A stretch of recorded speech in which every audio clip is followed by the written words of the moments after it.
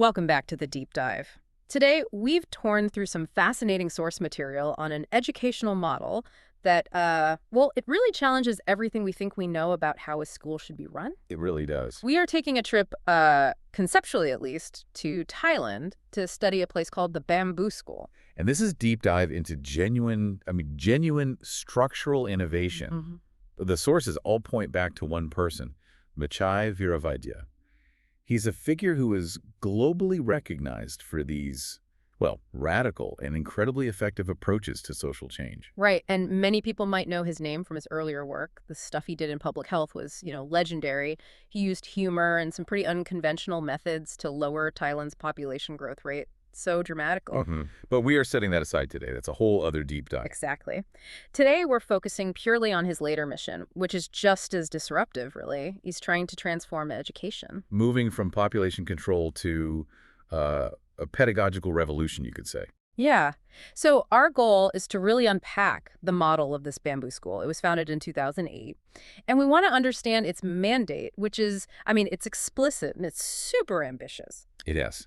The school aims to be a beacon of lifelong learning, sure, but the critical part is its other goal, to be a direct engine for measurable socioeconomic advancement in rural communities. A direct engine, that's the key phrase. It's an investigation into how education can be a financial and social driver today, not some promise for 15 years down the line when a student graduates. Okay, so let's unpack that. The Bamboo School opens its doors in 2008, but it's not just another school. It defines itself immediately as a place where the output isn't just test scores. No, the output is actual wealth, actual community development. And that mission statement, that seems to be the foundation for everything else. It dictated this whole structural overhaul. It's absolutely fundamental.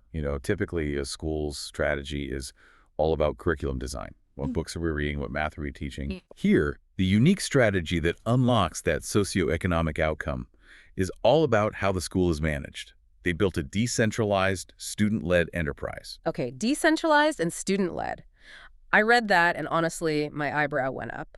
You're talking about taking kids who are there to learn, geometry and history, and you're handing them the keys to the operational side of a pretty complex institution. That's exactly. And that is the most unique feature confirmed by all the source material.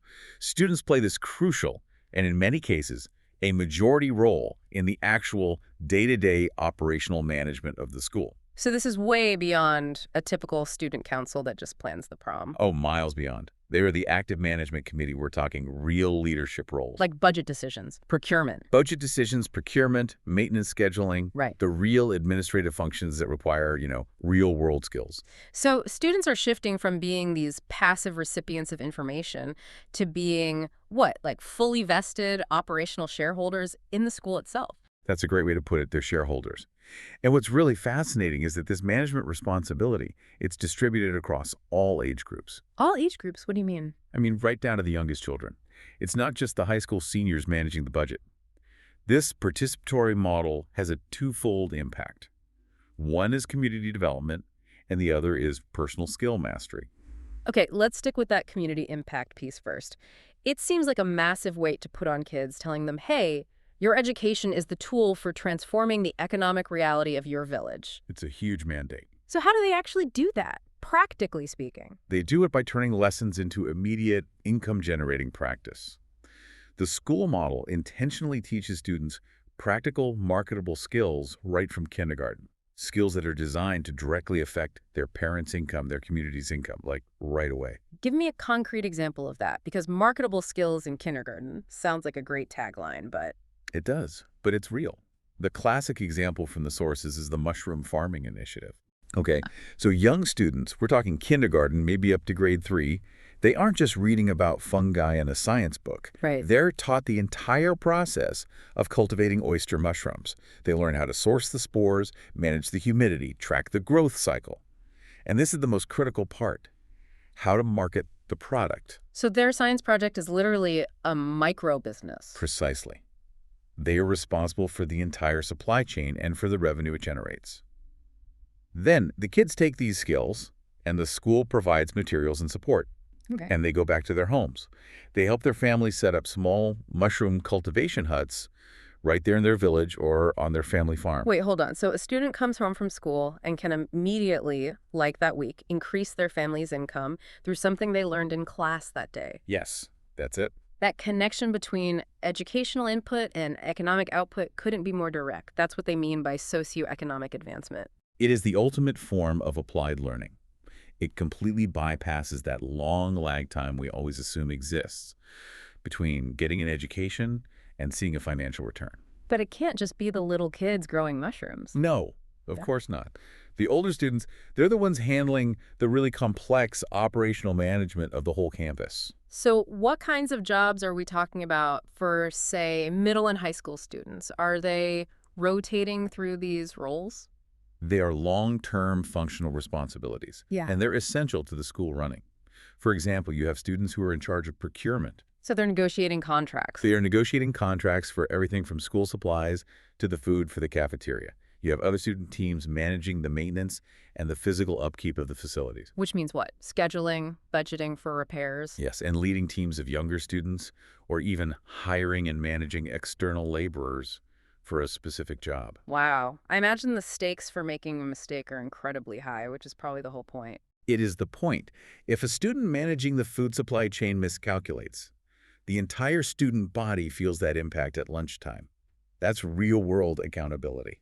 And that level of functional autonomy must be where the second key impact you mentioned comes in, the personal skill development. Exactly. When you have genuine responsibility over budgets, resources, and people, you are forced to learn leadership. You learn operational planning. And you learn empathy. And this is crucial compassion. I can see the leadership and the planning, but tell me more about the empathy and compassion. How does that come from managing a budget? Well, think about it.